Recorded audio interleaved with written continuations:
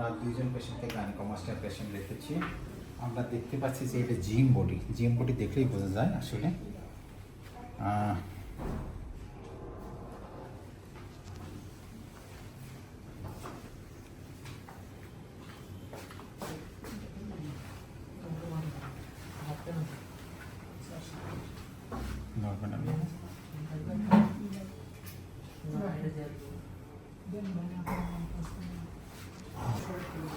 আমরা একটু skin reduction করে দেব, এটা অবশ্য মার্কিংটা আমরা পরে করি।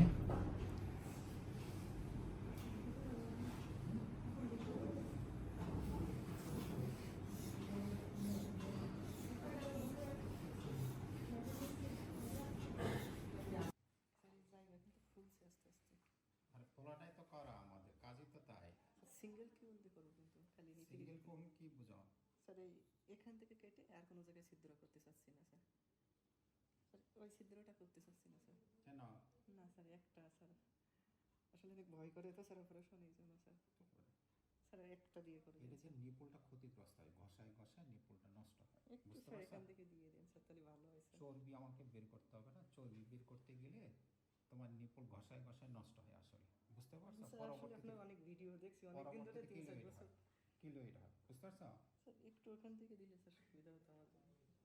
তোমার জন্য সুবিধা, আমার উপর ছেড়ে দাও ভালো রেজাল্টের জন্য, ঠিক আছে?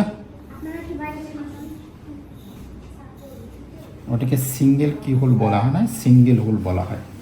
সিঙ্গেল কি হোল হলো যে এখানে একটা থাকবে, এখানে একটা থাকবে, এখানে একটা সিঙ্গেল কি হোল, একটা প্রধান হোল থাকবে আর একটা ছোট হোল থাকবে। বুঝতে পারছো? জি স্যার। স্যার ওইটা চাচ্ছিলাম না স্যার, খালি এখান থেকে দিয়ে স্যার যদি সম্ভব হয় স্যার। ওকে।